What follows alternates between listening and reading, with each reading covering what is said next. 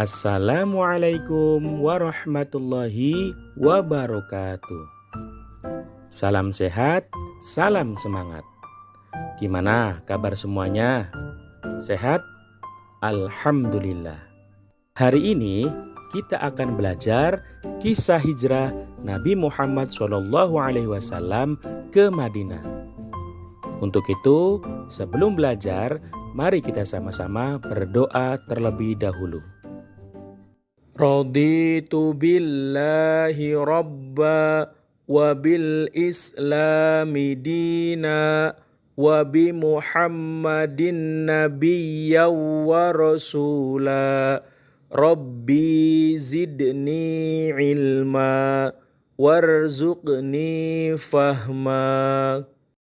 Tahukah kalian apa hijrah itu?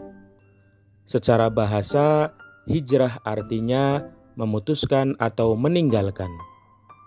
Sederhananya, misalkan kalian pernah pindah rumah dari tempat satu ke tempat yang lain. Itu juga termasuk ke dalam hijrah. Sedangkan dalam Kamus Besar Bahasa Indonesia, hijrah artinya perpindahan Nabi Muhammad SAW bersama sebagian pengikutnya dari Mekah ke Madinah untuk menyelamatkan diri dari tekanan kaum kafir Quraisy Mekah.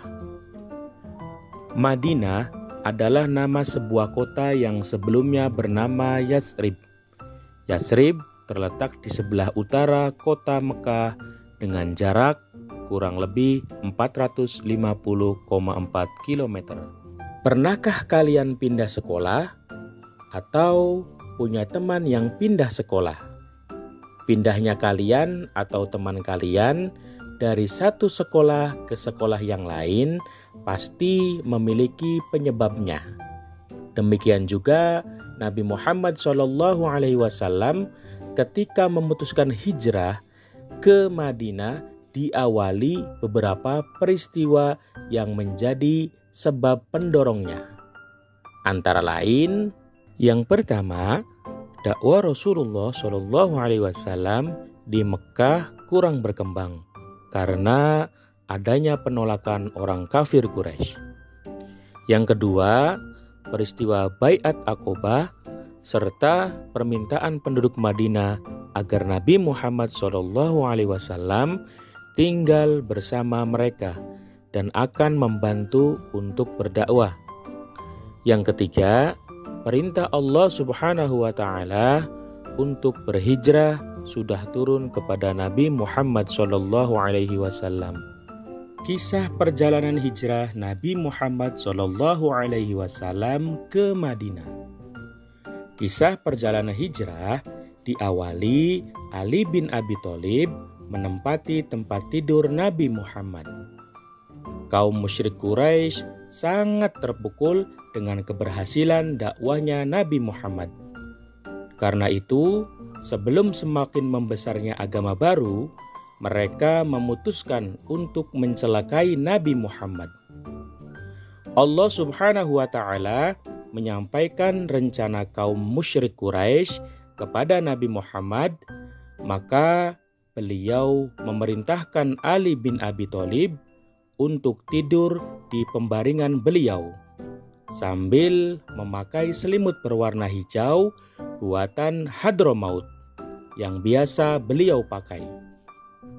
Nabi Muhammad SAW berhasil keluar rumah, meletakkan segenggam tanah di kepala masing-masing para pemuda Quraisy sambil membaca firman Allah Quran Surat Yasin ayat 9 yang artinya, dan kami jadikan di hadapan mereka sekat dinding dan di belakang mereka juga sekat, dan kami tutup mata mereka sehingga mereka tidak dapat melihat. Keesokan harinya mereka sungguh terperanjat karena hanya baru mengetahui bahwa yang mereka duga Nabi Muhammad adalah Ali bin Abi Thalib. Nabi Muhammad SAW ke rumah Abu Bakar. Pada suatu siang menjelang hijrah Nabi Muhammad, beliau berkunjung ke rumah Abu Bakar. Nabi Muhammad SAW menyampaikan pada Abu Bakar bahwa beliau telah mendapat izin untuk berhijrah. Abu Bakar menyampaikan bahwa dia telah menyiapkan 2 unta, satu untuk Nabi Muhammad dan satu untuknya guna perjalanan ke Madinah. Awal perjalanan. Pada tanggal 27 Safar tahun ke-14 kenabian, di tengah kegelapan malam, Nabi Muhammad SAW keluar dari rumah Abu Bakar. Beliau berjalan kaki ke Gua Thur. Jalan ke Gua Thur sangatlah sempit, terjal dan banyak bebatuan.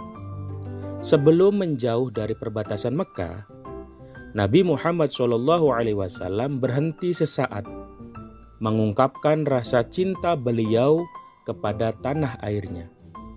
Beliau bersabda kepada kota Mekah seraya memandang ke Ka'bah, "Demi Allah, sesungguhnya engkau wahai kota Mekah adalah sebaik-baiknya bumi Allah dan yang paling Allah cintai. Andai aku tak diminta untuk keluar darimu, maka aku tidak akan meninggalkanmu." Di dalam Gua Thur. Sebelum memasuki Gua Thur, Abu Bakar masuk terlebih dahulu, memeriksa jangan sampai ada sesuatu yang membahayakan Nabi Muhammad. Dan setelah segalanya aman, Abu Bakar mempersilahkan beliau untuk masuk dan beristirahat. 3 malam lamanya, Nabi Muhammad SAW bersama Abu Bakar menginap di dalam Gua Thur, yakni malam Jumat, Sabtu, dan Ahad. Setiap malam datang berkunjung ke sana putra Abu Bakar, yakni Abdullah, untuk menyampaikan perkembangan yang terjadi di Mekah. Para tokoh kaum musyrik yang ada di Mekah sangat kecewa. Kemudian mereka memberi tugas kepada para pencari jejak untuk melakukan pencarian.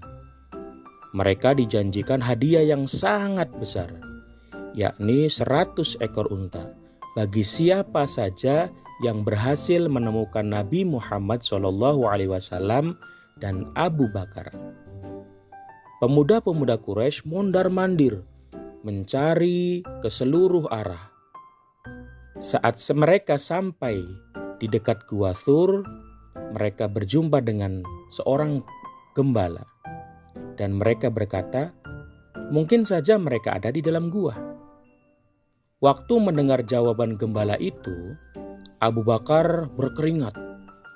Ia khawatir mereka akan menyerang ke dalam gua. Kemudian orang Quraisy naik ke gua itu, tetapi selanjutnya ada juga yang turun. "Kenapa kau tidak menjenguk ke dalam gua?" tanya teman-temannya. "Ada sarang laba-laba di tempat itu, dan saya lihat juga ada 2 ekor burung dara hutan di dalam lubang gua itu. Jadi saya mengetahui tak ada orang di dalamnya." Nabi Muhammad SAW semakin bersungguh-sungguh dalam doanya, dan Abu Bakar semakin ketakutan. Ia mendekat ke arah Nabi Muhammad SAW dan beliau berbisik di telinganya, "La tahzan, innallaha ma'ana." Jangan bersedih hati, sesungguhnya Allah bersama kita. Perjalanan ke Madinah.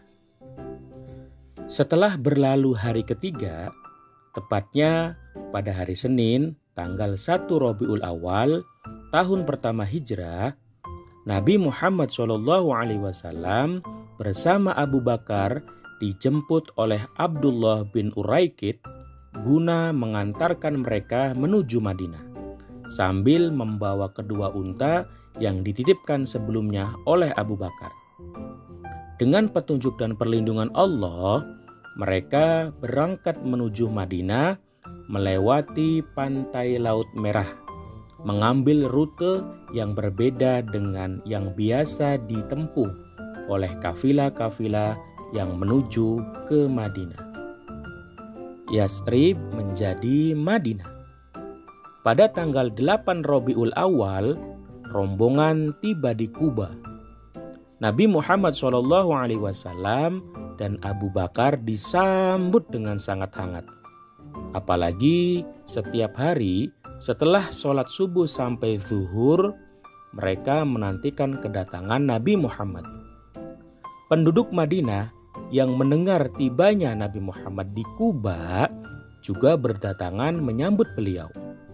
Nabi Muhammad SAW di Kuba tinggal selama 4 hari. Hari Senin, Selasa, Rabu, dan Kamis. Di tempat itu beliau membangun Masjid Kuba. Hari Jumat, beliau bersama Abu Bakar berangkat menuju Madinah. Sebelum sampai ke Madinah, waktu sholat Jumat telah tiba. Maka beliau sholat Jumat di perkampungan Bani Salim bin Auf bersama rombongan yang berjumlah sekitar 100 orang. Lokasi itu dikenal dengan nama Wadi Ar-Ranuna. Itulah sholat Jumat pertama Nabi Muhammad SAW di Madinah. Setelah sholat Jumat, beliau menuju Yasrib, yang sejak hari itu berubah namanya menjadi Madinatur Rasul, yang disingkat Al-Madinah. Sahabat Nabi Muhammad SAW, Al-Bara bin Azib, yang menyaksikan peristiwa ini berkata, "Aku tidak pernah melihat penduduk Madinah sangat gembira seperti mereka menyambut Rasulullah SAW." Nabi Muhammad SAW tiba di Madinah. Beliau disambut dengan sangat meriah. Masyarakat Madinah mengeluh-elukan beliau dengan syair-syair pujian yang mengharukan.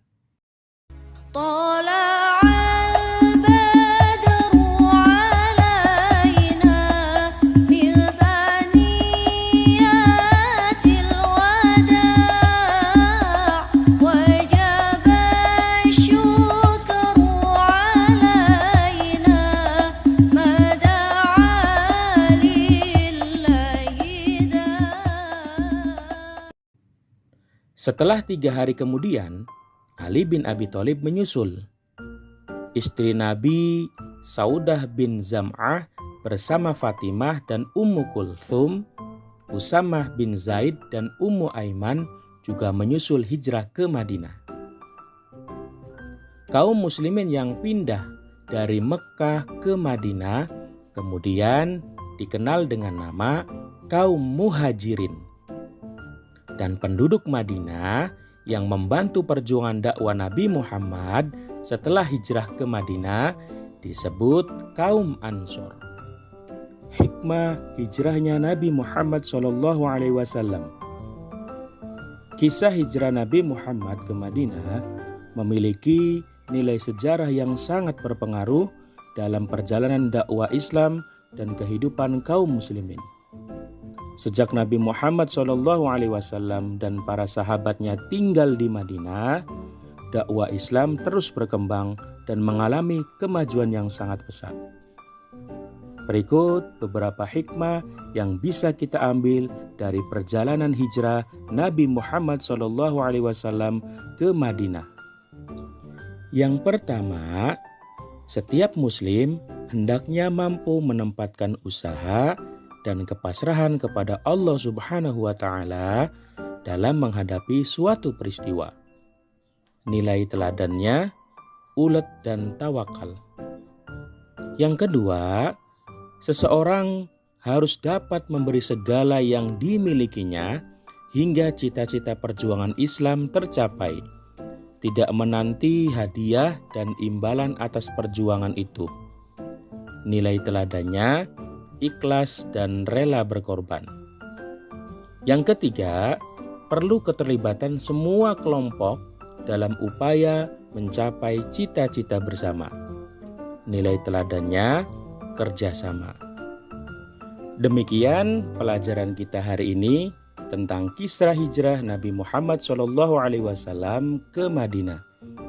Semoga kita semua mendapatkan ilmu yang bermanfaat. Terima kasih atas segala perhatiannya. Mohon maaf atas segala kekurangannya. Selamat berjumpa lagi pada pertemuan berikutnya. Assalamualaikum warahmatullahi wabarakatuh.